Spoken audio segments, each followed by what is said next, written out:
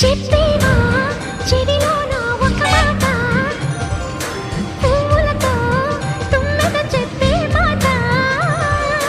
నీ చిరునవ్వు సాక్షిగా తాజ్ మహల్ నాదట, నీ పెదవంచు సాక్షిగా షాజహాను నేనట. నీ తీయని ప్రేమకి నా పెదవే నజరానా, నీ పైటకి నేనిక బానిసనే నెరజాడా.